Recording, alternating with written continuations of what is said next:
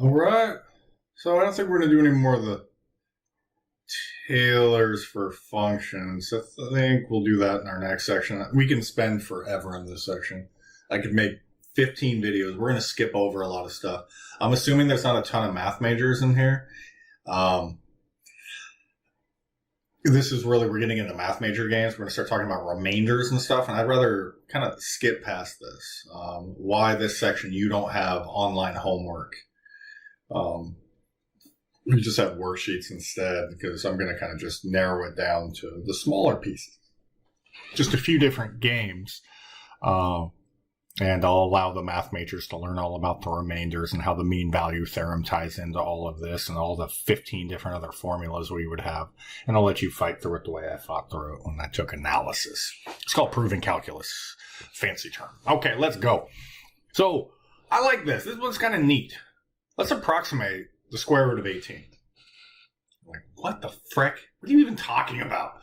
I thought we were dealing with sums, and now you're like, approximate that number. What?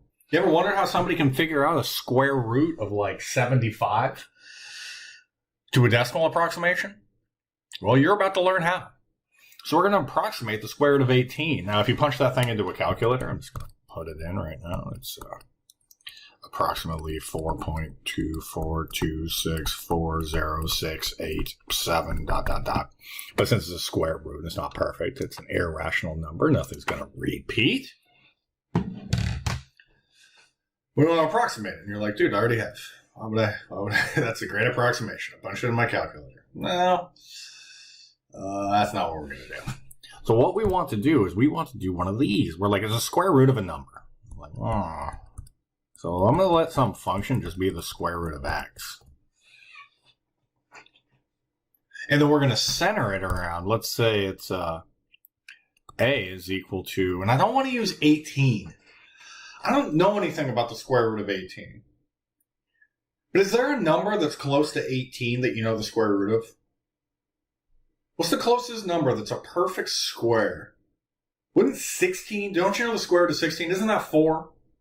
So let's center this bad boy around 16. Which means that we have our, well, it's the sum is k equals 0 on up to n of our c sub n, which is f to the kth derivative of a over k factorial times x minus a to the kth. And we're going to use that formula, but let's not do that. Let's not do that. Let's just say, let's call this the polynomial of n. And let's just go up to n. Oops. Let's not get crazy with this. Let's go n equals 1, 2, and 3. I think that should be sufficient. We're not gonna go crazy. Actually, let's start with 0, 1, 2, and 3. So our p sub n, if we're gonna go up to 3, well, that would be well, the first one's just f of a. And then we're going to add that to, what do we have? F prime of a times our x minus a. Oh, all over 1 factorial. I'm sorry. I made a mistake. And then we're going to go up to f double prime of a over 2 factorial times x minus a squared plus f triple prime of a over 3 factorial times x minus a cubed. Writing that out over and over. If you're writing it less times than your teacher's writing it, good luck on your test, because I'm not sure how you're going to remember this stuff. Repetition's amazing, especially when you don't understand exactly what's happening. That was my style. I just write that shit down 1,000 freaking times. Do whatever I need to do. So let's go through this, and let's do it for an approximation for 0. So our p sub 0.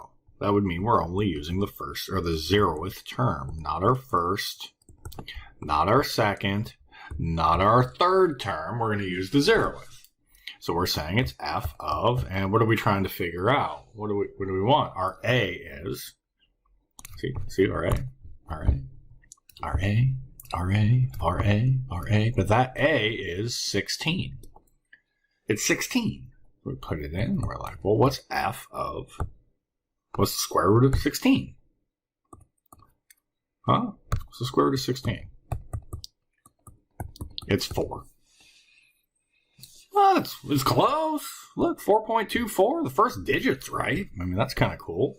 But it's not very close. It's really not that close. Well, let's do our next one. So we're like piece of 1. So that is going to be our f of that 16 plus, and now we're taking both of these terms. So we're like, all right, plus f prime of 16 over 1 factorial times x minus 16. Yeah, buddy. So what do we have? Well, we know that, well, from the previous term, it's 4 plus. Well, what's the derivative on the square root of x? Man, I think we should have done this at the beginning. And these are some of these things you'll learn as to how you want to set these up. And I think this might be a little easier to write it with 1/2 powers for a second, just to go. So f prime of x, we're going to get negative 1/2, x to the negative 1/2. And then f double prime of x is going to be, oh, why did I say negative? It's not negative, it's positive. Power roll, dude.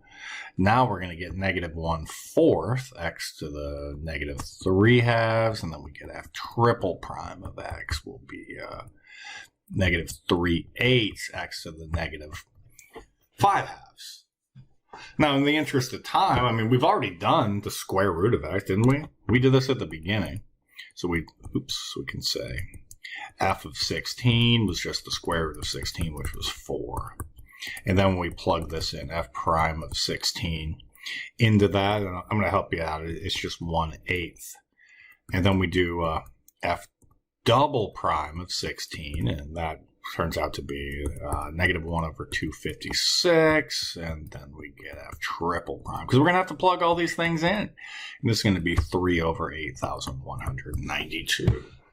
Now, on an exam, I might just say, hey, set up the Taylor polynomial. Don't do anything, just set it up. So if I was asking for a first degree, just set up, that's set up. Not plugging anything in, not doing anything with it. So now that we have our information, we're good to go, because we didn't know f prime of 16. F prime of 16 is actually just 1/8. So we get 1/8 over 1 factorial times x minus 16. There's an approximation. You're like, what? That's an approximation? How is that an approximation? There's an x in it.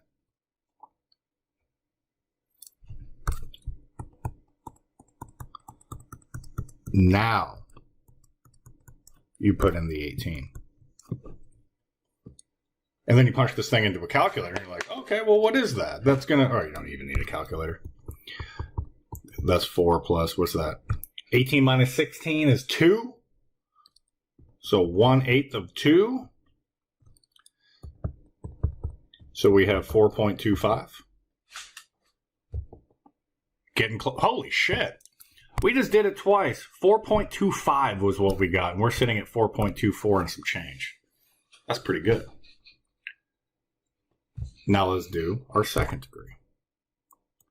And our second degree is just going to be what we found from P1, 4.25. But now we have to add our second term. So f double prime of 16 times x minus 16 all squared all over that 2 factorial.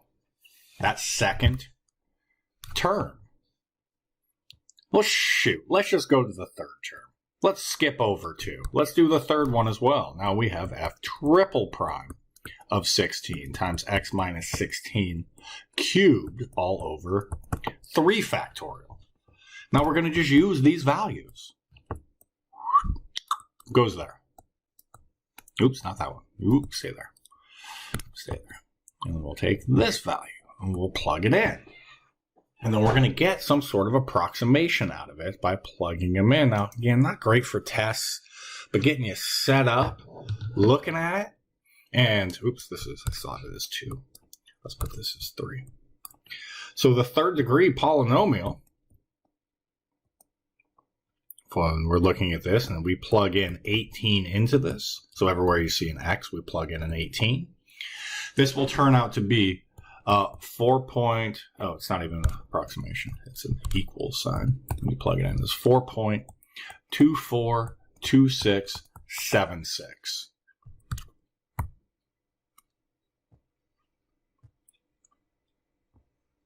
What did we start with?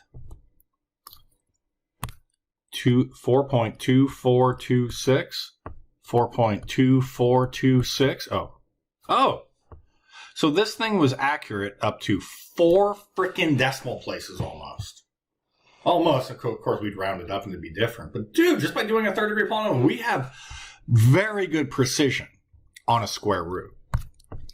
So if you'd like to practice one, hey, use a second degree polynomial to approximate the square root of 26. That would be, that's a good problem for a test. That would be a good problem for a test. Not a bunch, not getting crazy, just like, hey, do 3 frickin' terms, because there's a 0th term, a first term, and a second term. Write out the frickin' Taylor expansion, your Taylor polynomial. Use n equals 2 to approximate the square root of 26. And it would be the same process. So hopefully you're seeing my in-class stuff and I'm doing a much better job of explaining it, because I feel like I don't do a good job of explaining this in any way, shape, or form. But this stuff's tough, dude. It's tough. But hey, we're done with 11.1. We're going to get into learning some formulas so we can kind of skip past some stuff. And yeah, again, we are skipping over a ton in 11.1. There's something called remainders, and we're jumping past that with absolute errors and things like that. I don't want to deal with it. That's why we're doing worksheets through this one and not doing online homework. All right. I'll see you in 11.2.